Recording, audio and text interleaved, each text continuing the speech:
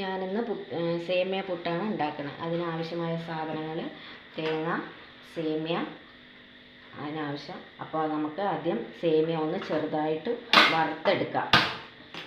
ഒരു പാത്രം അടുപ്പത്ത് വെച്ച് അതിലേക്ക് കുറച്ച് സേമിയ അതിലേക്ക് നമ്മുടെ ആവശ്യത്തിനുള്ള സേമിയ അതിലേക്ക് ഇട്ട് കൊടുക്കണം. ഇട്ട് കൊടുത്ത് ചെറിയ തീയിൽ വേണം അതൊന്ന് ചെറുതായിട്ടൊന്ന് മൂപ്പിച്ചെടുക്കുക.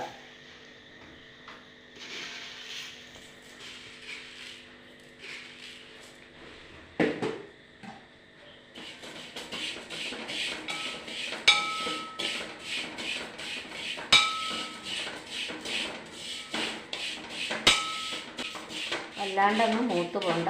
ഒരു ചൂട് കിട്ടിയാൽ മതി, പൊടിയാൻ വേണ്ടിയിട്ടുള്ള ഒരു ചെറിയ ചൂട് കിട്ടിയാൽ മതി. എന്നിട്ട് സ്റ്റൗ ഓഫാക്കി എന്നിട്ടിതൊന്ന് മിക്സിയുടെ ജാറിലേക്കിട്ട് പൊടിഞ്ഞു പോകരുത്, ഒന്ന് നുറുക്കിയെടുത്താൽ മതി. അല്ലാണ്ടങ്ങ് പൊടിഞ്ഞു പോയാൽ പുട്ടുണ്ടാക്കാൻ പറ്റില്ല. അപ്പോൾ അത് മിക്സിയുടെ ജാറിലേക്കിട്ട് നമുക്കൊന്ന് ചെറുതായിട്ടൊന്ന് പൊടിച്ചെടുക്കാം. അപ്പോൾ നമ്മളതൊന്ന് പൊടിച്ചെടുത്തിട്ടുണ്ട്. ഇങ്ങനെ പൊടിക്കാൻ പാടുള്ളൂ, അധികം അങ്ങ് പൊടിഞ്ഞു പോകരുത്. പൊടിഞ്ഞു പോയാൽ പുട്ട് ശരിയായി വരില്ല. നമുക്ക് ഈ പാത്രത്തിലേക്ക്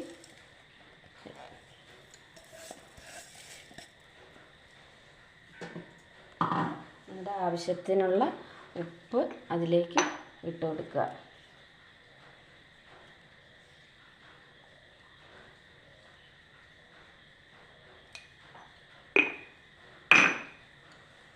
എന്നിട്ട് മിക്സ് ചെയ്യുക. ഉപ്പും കൂടെ ഒന്ന് മിക്സ് ചെയ്യുക.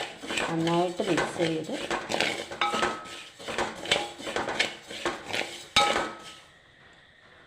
അതിലേക്ക് തേങ്ങ അതിൻ്റെ കൂടെ ചേർത്ത് കൊടുക്കണം.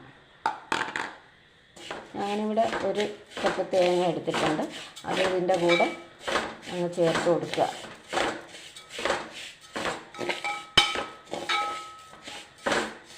മധുരം ആവശ്യമുള്ളവർക്ക് ഇതിൻ്റെ കൂടെ തന്നെ കുറച്ച് പഞ്ചസാര ചേർത്ത് കൊടുക്കാം. മധുരം താല്പര്യമുള്ളവർക്ക്, ഇല്ലെങ്കിൽ വേണ്ട.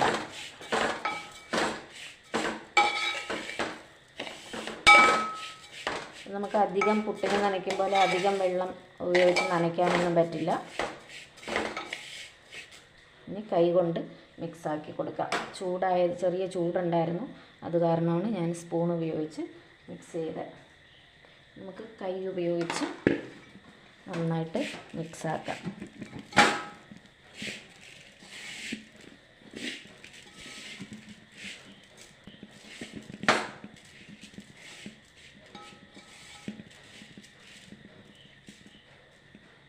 കഴിഞ്ഞു. ഇനി നമുക്ക്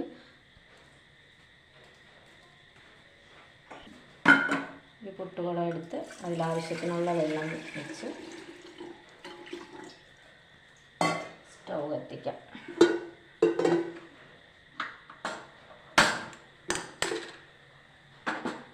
സ്റ്റൗ കത്തിച്ചിട്ട് ഞാനിവിടെ ചിരട്ടപ്പുട്ടാണ് ഉണ്ടാക്കുന്നത്. ഇനി നനച്ച് വെച്ചിരിക്കുന്ന പൊടി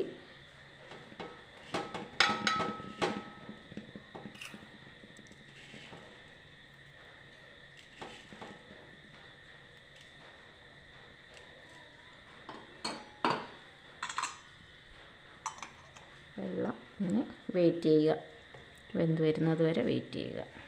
നമുക്ക് പുട്ട് ആയിട്ടുണ്ടോ എന്ന് നോക്കാം.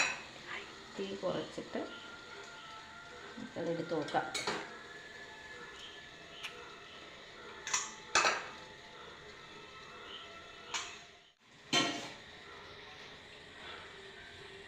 അപ്പോൾ നമുക്ക് ബാക്കിയിരിക്കുന്നതും കൂടെ പുട്ടുണ്ടാക്കിയിട്ട് നമുക്ക് കാണാം. സേമിയ പുട്ടുണ്ടാക്കി കഴിഞ്ഞു. ഇതിൻ്റെ കൂട്ടത്ത് കറികൾ ഉപയോഗിക്കുന്നതിനേക്കാളും കൂടുതൽ ടേസ്റ്റ് പഴമോ പപ്പടമോ ഉപയോഗിക്കുന്നതാണ്. കറികളാകുമ്പോൾ ഇതിൻ്റെ ടേസ്റ്റ് ഒന്ന് മാറും. ഇതിൻ്റെ ടേസ്റ്റ് എന്ന് പറഞ്ഞാൽ ഉപ്പുമാവ് കഴിക്കും പോലെയാണ്. അപ്പോൾ കറികളെക്കാളും കൂടുതൽ നല്ലത് പഴമോ പപ്പടമോ ഉപയോഗിക്കുന്നതാണ്. പിന്നെ നേരത്തെ പറഞ്ഞതുപോലെ മധുരം താല്പര്യമുള്ളവർക്ക് പഞ്ചസാര കൂടെ ചേർക്കാവുന്നതാണ്. എല്ലാവരും ഉണ്ടാക്കി നോക്കണം.